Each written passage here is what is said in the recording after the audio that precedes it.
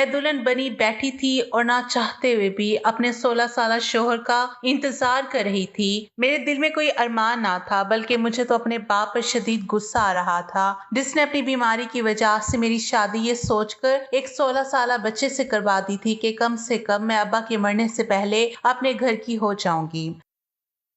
लेकिन पता नहीं क्यों मेरे बाप ने एक दफा भी मेरे जज्बात के बारे में ना सोचा था। एक 16 साल का बच्चा मुझ जैसी 23 साल नौजवान लड़की को कैसे खुशी दे सकता था। मैं जवान थी और खूबसूरत थी। बहुत से लड़के थे जो मुझसे शादी की ख्वाहिशमंद थे, लेकिन मेरे बाप ने ये 16 साल बच्चे को मेरे लिए चुनकर मेरी जिंदगी बर्बाद कर दी थी। ना ही अब्बा ने मेरे जज्बात की परवाह की थी और ना ही मेरी ख्वाहिशात का कोई ख्याल रखा था। यही सोच सोच कर मेरा सर फट रहा था कि मैं इस बेजोड़ रिश्ते के साथ सारी जिंदगी कैसे गुजारा करूंगी। मेरे पास तो वापसी का भी कोई रास्ता नहीं था। अब्बा मुझे रुखसत करके खुद तो मुतमईन हो गया था, लेकिन मुझे एक ऐसी जलती हुई आग में झोंक गया था जिसमें शायद मैं सारी जिंदगी ही जलने वाली थी। सारी रात आंसू की नजर हो रही थी और मैं बेबस और लाचार होकर बैठी हुई थी। मैं अपनी ही सोचों में गुम थी कि कमरे का दरवाजा खुला। मुझे लगा था कि मेरा शोहर आया होगा, लेकिन एक 18 साल की लड़की मेरे पास चली आई। मैं अपने ससुराल में किसी को भी नहीं जानती थी, इसलिए इस बात से भी अनजान थी कि ये लड़की कौन है। उसकी नजरें मेरे वजूद पर जमी हुई थी। वो मेरे सामने ही बैठ गई और मेरे हाथों को अपने हाथों में थाम कर कहने लगी, तुम कितनी खूबसूरत हो मरियम, तुम्हारे हाथ पांव कितने नरम और नाजुक हैं।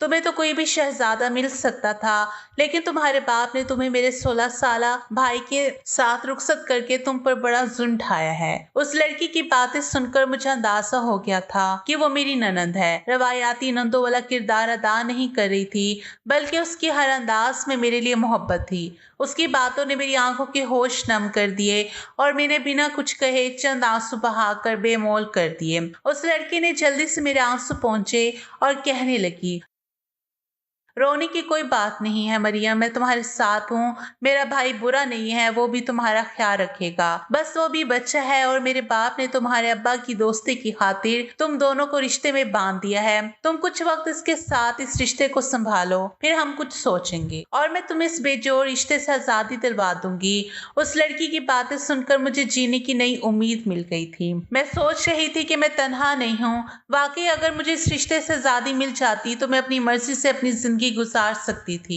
मुझे अपने अब्बा से कोई उम्मीद ना थी। मैंने सोच लिया था कि मैं पलट कर उनकी तरफ नहीं देखूंगी। वो मुझे तसल्ली देकर निकली तो एक 16 साला बच्चा कमरे में आया और पहली नजर में ही मैं जान गई कि यही मेरा शौहर है। मैं उससे देखकर हक्का बक्का रह गई थी। अगर मेरा भाई होता तो शायद वो बिल्कुल इस जैसा ही होता। वो मेरे करीब आकर बैठा और बेइख्तियार ही मेरी चूड़ियों से खेलता हुआ कहने लगा कि मुझे सुर्ख रंग की चूड़ियां बहुत पसंद है। ये तो आपकी गोरी गोरी कलाइयों पर बहुत जच रही हैं। मैंने घबरा कर अपने हाथ खींच लिए। वो 16 साल का था, लेकिन मेरा शौहर था, और यही सोचकर मुझे कुछ घबराहट हो रही थी। मेरी इस हरकत पर उसने मुस्कुराकर मेरी तरफ देखा और कहने लगा कि मरियम, आप तो ऐसे डर रही हैं जैसे मैं आपको खा जाऊंगा। आप मेरी बीवी हैं कि आपको मालूम नहीं कि एक 16 साल बच्चे के मुंह से अपने लिए बीवी का लफ्ज सुनकर मैं तो खामोश हो गई थी।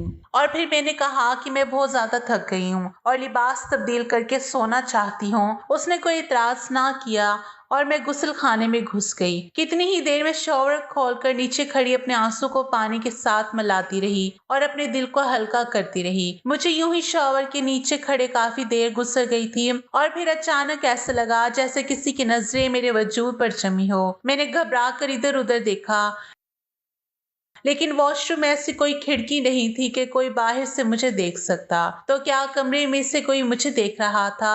लेकिन कौन? कमरे में मैं और मुजम्मिल थे। मैं बहुत ज्यादा परेशान हो गई। मैंने जल्दी से लिबास तब्दील किया और गुस्ल खाने से बाहर निकली तो मेरा शौहर बिस्तर पर गहरी नींद में सोया हुआ था। उसे सोता देखकर मुझे यकीन हो गया कि मुझे वहम हुआ था। अगर वो सो रहा था तो भला मुझे कौन देख सकता था? मैं खामोशी से बैठ के दूसरे किनारे पर लेट गई और आंखें बंद करके सोने की कोशिश करने लगी। सारे दिन की थकन और रोने धोने की वजह से मेरी आंखें इस कदर जल रही थी कि कुछ ही देर में नींद आ गई। लेकिन आधी रात को मुझे कुछ अजीब सा एहसास हुआ और मैं नींद में घबरा कर उठ बैठी। कमरे में इस कदर अंधेरा था कि मुझे कुछ भी समझ में नहीं आ रहा था। न जाने क्यों मुझे नींद में ऐसा महसूस हुआ था जैसे किसी ने मेरे वजूद पर हाथ फेरा हो। बड़ी मुश्किल से मैंने मेज पर रखे लैंप को ऑन किया और अपने साथ बिस्तर पर पड़े मुजम्मिल पर नजर डाली, जो पहले की तरह ही गहरी नींद सो रहा था। शायद फिर ये मेरा वहम था, इसलिए ऐसा लगा था कि किसी ने मुझे छूने की कोशिश की है। यही सोचकर मैंने दोबारा लैंप बंद किया और सो गई। लेकिन सुबह जब मेरी आंख खुली तो मेरा हुलिया कुछ नामुनासिब था और ऐसा लग रहा था जैसे रात किसी ने मेरे साथ छेड़छाड़ की हो। मेरा लिबास भी कदर ढलका हुआ था, मगर मुजम्मिल गहरी नींद में था। मैंने पेशानी के आले में यहाँ वहां नजर डाली। सब कुछ ठीक ठाक था, या मुझे बार बार वहम हो रहा था, या फिर बात कुछ हो रही थी, या फिर से पेशानी ने मुझे आ घेरा था। मैं थोड़ी देर में फ्रेश होकर कमरे से बाहर निकली तो सामने ही मेज पर मुजम्मिल के अब्बा यानी मेरे ससुर बैठे हुए थे। मुझे देखते ही उन्होंने सर से पांव तक मुझे अपनी नजरों के हसार में लिया और मुस्कुराकर कहने लगे, आओ मरियम, मैं तुम्हारा इंतजार कर रहा था, चलो मेरे साथ बैठकर नाश्ता कर लो। मेरे ससुर ने कुर्सी पर बिठाकर अपने करीब किया और मुझे बैठने का इशारा किया तो मुझे कुछ अजीब सा लगा। ऐसा नहीं था कि मैं अपने ससुर को पहली दफा देख रही थी। मैं इन्हें अच्छी तरह जानती थी। वो मेरे अब्बा के दोस्त थे और उनका हमारे घर काफी आना जाना था, लेकिन शुरू से ही मुझे वो कुछ खास पसंद नहीं थे। उनकी नजरें हमेशा ही मुझे अपने वजूद के आर पार होती महसूस होती थी, और अब जिस तरह वो मुझे अपना करीब बैठने का कह रहे थे, मुझे बिल्कुल भी अच्छा नहीं लगा था। मैं जानबूझकर उनसे दूर रखी कुर्सी पर बैठ गई और सर झुकाए नाश्ता करने लगी, लेकिन सारा वक्त मुझे ऐसे ही लगा जैसे नजरें मुझ पर पड़ी हुई हो। कुछ ही देर में मेरी नंद भी आ गई और मेरे बराबर ही बैठकर मेरी खूबसूरती की तारीफें करने लगी, और फिर अपने अब्बा के सामने से बड़े शरारत अंदाज में मुझसे पूछा कि कल रात मुसम्मिल ने तुम्हें तंग तो नहीं किया। मुझे उससे इस सवाल की उम्मीद हरगिज भी ना थी। मैं एकदम ही शर्मिंदा हो गई और मेरी नजर जैसे ही मेरे ससुर पे पड़ी, उनके चेहरे पर भी मुस्कुराहट थी और मुझे लगा कि मैं दोबारा सर नहीं उठा सकूंगी। मेरी नंद ने फौरन बात बदली और कहने लगी, मेरे कहने का मकसद ये था कि मुजम्मिल बहुत ज्यादा ही शरारती है और वो रात को इतनी आसानी से सोता भी नहीं। मैं उसे बहुत ज्यादा कहानियां सुनाती हूँ, तभी जाकर उससे नींद आती है, इसलिए पूछ रही थी कि कहीं कल उसने तुम्हें भी तो तंग नहीं किया। मैंने बड़ी मुश्किल से सर हिलाया और खामोशी से अपने नाश्ते पर तवज्जो देने लगी। मेरा बस चलता तो मैं इस मंजर से कहीं गायब हो जाती। मेरे ससुर नाश्ता करके वहां से चले गए तो मेरी जान में जान आई। लेकिन अचानक ही मेरी नंद कहने लगी कि अब्बा ने सिर्फ तुम्हारी हमदर्दी में मुसम्मिल का रिश्ता तुमसे करवाया है, वरना कोई बाप अपने बच्चे की जिंदगी खराब नहीं करना चाहता, इसलिए तुम अब्बा का ख्याल रखा करो। अम्मा के इंतकाल के बाद से वो बिल्कुल तनहा रह गई हैं। मेरी नंद ने चाय का एक कप निकाल कर मेरे सामने रखा और कहने लगी कि अब अपने कमरे में चाय पीते हैं, जाओ जाकर अब्बा के कमरे में चाय दे आओ, वो खुश हो जाएंगे। मैं इसकी बात पर एकदम ही हड़बड़ा गई, लेकिन मैं अपनी नंद को इनकार नहीं करना चाहती थी, इसलिए मजबूरन मैंने चाय का कप उठाया और अपने ससुर के कमरे में पहुंच गई। मेरे तो ससुर बिस्तर पर बैठे हुए थे, मुझे भी अपने करीब बैठने का इशारा किया। ना चाहते हुए भी मुझे उनके साथ बैठना पड़ा। वो धीरे धीरे से मेरे करीब हो गए और आहिस्ता से कहने लगे, मैं जानता हूँ मेरा मुसम्मिल तुम्हें कोई खुशी नहीं दे सकता, वो अभी बहुत छोटा है, लेकिन बस कुछ दिनों की बात है, फिर सब ठीक हो जाएगा।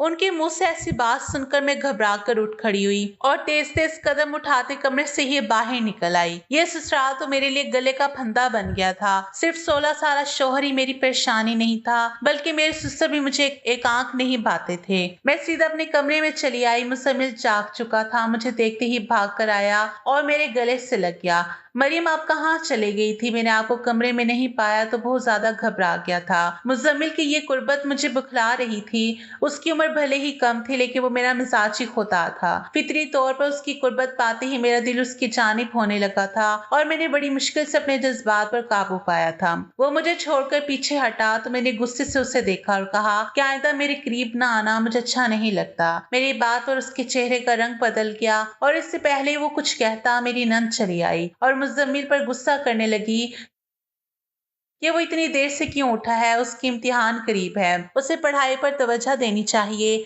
वो डांट डपट करती मुसम्मिल को अपने साथ लेगी। मेरा सारा दिन मुस्तकबिल की सोचों की फिक्र में ही गुजर गया।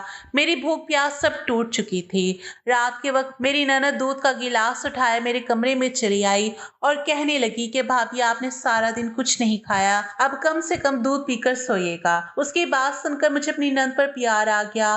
वो उम्र में मुझसे छोटी थी, लेकिन उसके बावजूद मेरा बहुत ख्याल रख रही थी।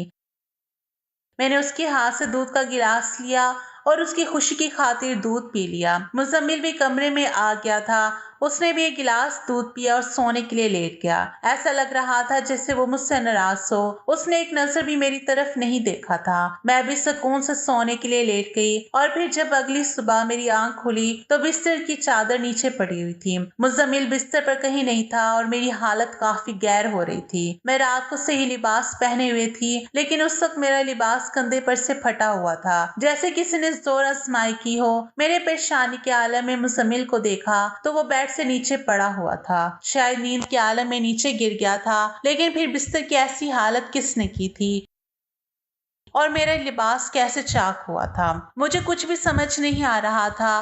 میں نے جلدی سے اٹھ کر اپنا لباس تبدیل کیا اور بستر کی حالت بہتر کر کے مزمل کو ہلایا تو وہ گہری نیند میں سے بامشکل آنکھ کھول کر مجھے دیکھنے لگا۔ میں نے اسے بستر پر واپس کیا، بستر پر واپس لٹایا اور پھر خود بھی بستر پر ہی بیٹھ گئی۔ میں دونوں ہاتھوں کی انگلیاں آپس میں الجھائے پریشانی کے عالم میں بیٹھی ہوئی تھی۔ یہ سب کیا ہو رہا تھا؟ مزمل ایک 16 سالہ بچہ تھا اور مجھے یقین تھا کہ وہ میرے ساتھ کوئی ایسی ویسی حرکت نہیں کر سکتا، لیکن اگر مزمل نے میرے ساتھ کچھ غلط نہیں کیا تھا تو پھر یہ سب کیسے ہو رہا تھا؟ کافی دیر اسی طرح اپنی سوچوں میں الجھنے کے بعد میں کمرے سے باہر نکلی تو مجھے ایسا محسوس ہوا جیسے کوئی میرے دروازے کے ساتھ لگ کر کھڑا تھا اور میرے دروازہ کھولتے ہی چھپ گیا۔ میں نے ایک سائے کو تیزی سے دور ہوتے ہوئے دیکھا تھا اور اس بات نے میرے شک کو یقین میں بدل دیا تھا۔ یہ سوچ کر میرے قدموں تلے سے زمین نکل گئی تھی۔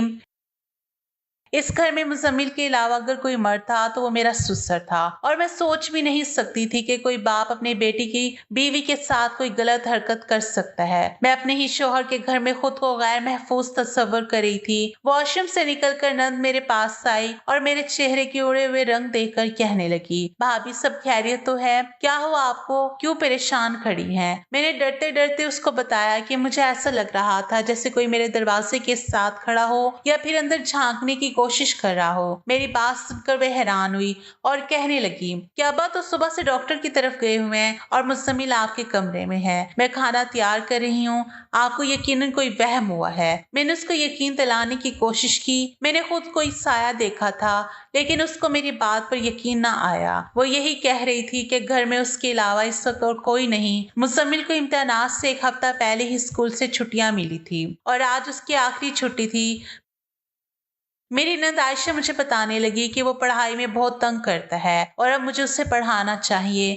میں نے آہستہ آہستہ اپنی ذمہ داریاں اٹھانی شروع کی اور مزمل کو بھی خود پڑھانے لگی۔ میری زیادہ تر یہی کوشش ہوتی کہ میں اپنے کمرے میں رہوں اور اپنے سسر کے ساتھ بات چیت نہ کروں۔ پتہ نہیں کیوں مجھے ان سے خوف محسوس ہوتا تھا۔ دن تیزی سے گزرتے چلے جا رہے تھے۔ مزمل کے ساتھ میری کافی اچھی دوستی ہو گئی تھی۔ وہ میرے قریب بھی آتا تو مجھے گھبراہٹ یا بے چینی نہ ہوتی۔ میں محبت سے اس کے ساتھ پیش آتی۔ وہ ایک بن ماں کا بچہ تھا اور یہی سوچ کر میں آہستہ آہستہ اس کا خیال رکھنے لگی تھی۔ شادی کے بعد چند دن ہی مجھے کچھ غیر معمولی سے حرکت محسوس ہوا تھا، لیکن اب ایسا کچھ بھی نہ تھا اور اس لیے میں پرسکون ہو کر اپنی نئی زندگی گزار رہی تھی۔ میری نند سے میری کافی زیادہ دوستی ہو گئی تھی۔ وہ واقعی بہت اچھی اور محبت کرنے والی لڑکی تھی۔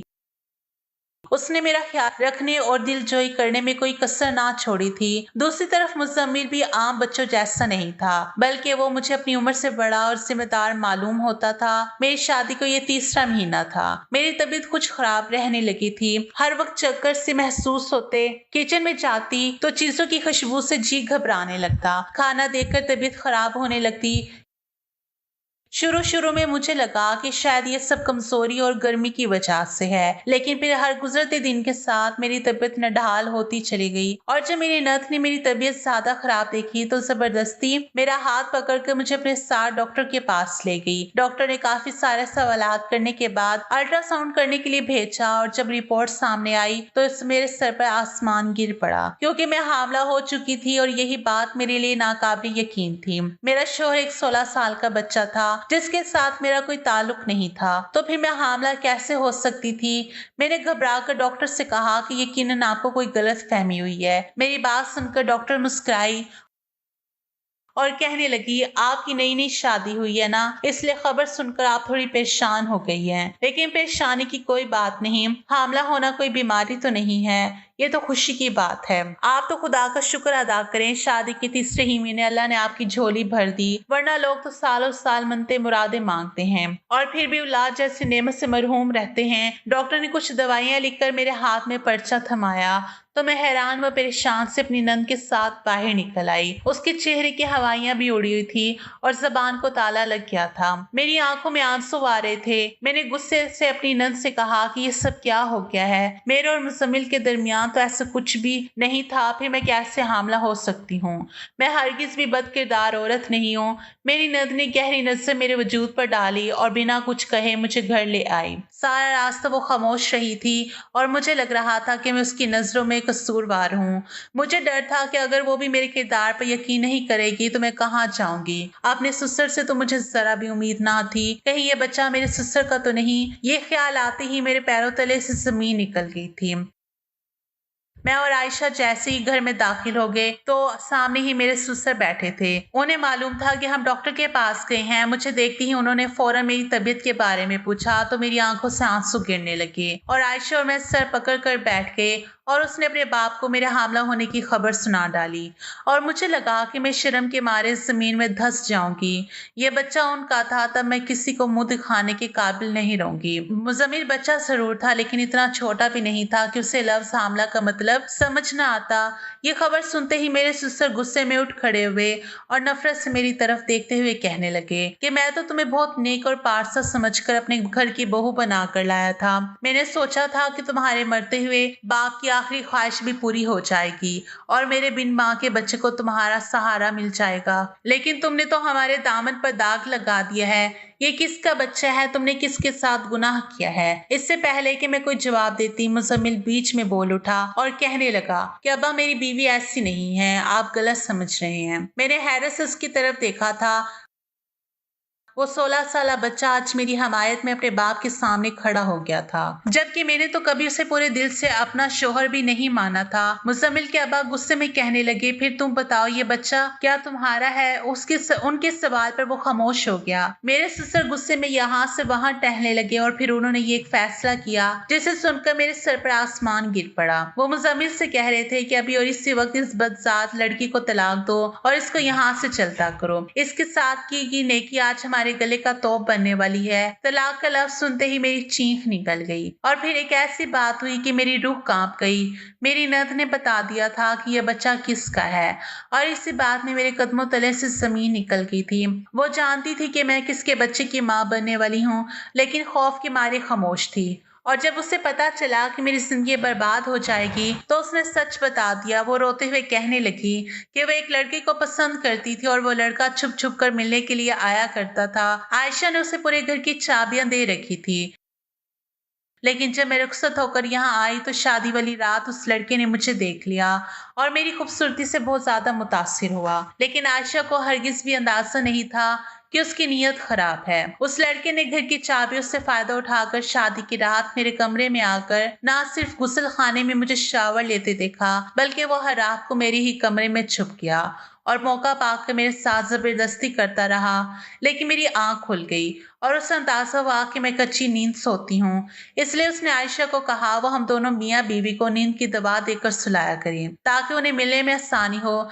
लेकिन दर हकीकत तो इस बात का फायदा उठाकर मुझे इस्तेमाल करना चाहता था और उसने ऐसा ही किया। आयशा को कुछ ही दिनों में पता चल गया कि उस लड़के ने उसको धोखा देकर मुझे इस्तेमाल किया है और इस बात पर उन दोनों का झगड़ा हो गया और वो उसको हमेशा के लिए छोड़कर चला गया। लेकिन जाते जाते मेरे दामन में दाग लगा गया और आज मैं उसी के बच्चे की मां बनने वाली हूँ। उसने हाथ जोड़कर माफी मांगी और अपने बाप से इल्तिजा की कि इसके गुनाह की सजा मुझे ना दी जाए। अपनी बेटी का सच जानकर मेरे ससुर की जान निकल गई थी। मुजम्मिल मुझे सहारा देकर कमरे में ले आया और उसने मुझे तसल्ली दी कि वो मेरा साथ देगा और मुझे कोई तकलीफ नहीं होने देगा। मेरे ससुर ने आयशा को गुस्से में कमरे में बंद कर दिया था, लेकिन वो बेचारी तो खुद धोखे का शिकार हो रही थी। इसलिए मैंने ना सिर्फ उसे माफ कर दिया बल्कि कुछ ही अरसे में अपने ससुर को भी इस बात के लिए मजबूर किया कि वो भी आयशा को माफ कर दे। मुज़म्मिल ने जिस तरह मेरा साथ निभाया था, मैंने फैसला कर लिया था कि मैं अपनी सारी जिंदगी इसी के साथ गुजारूंगी। खुदा का करना ऐसा हुआ था कि मेरा बच्चा अगले ही महीने में जाया हो गया था और फिर मैंने मुज़म्मिल के साथ एक अच्छी जिंदगी गुजारनी शुरू कर दी। हमारे इर्द गिर्द आयशा जैसी बहुत सी लड़कियां हैं जो कच्ची उम्र में झूठी मोहब्बत में फंसकर ना सिर्फ अपनी बल्कि अपने घर वालों की जिंदगी भी बर्बाद कर देती हैं। इसलिए हमें चाहिए कि अपनी बेटियों को सही और गलत का फर्क समझाएं और उन्हें ऐसे धोखेबाज लोगों के जंगल से बचाएं। नाज़रीन, अगर आपको हमारी वीडियो पसंद आई है तो लाइक और शेयर जरूर कीजिएगा और ऐसी मजीद वीडियो देखने के लिए हमारे चैनल को सब्सक्राइब करें।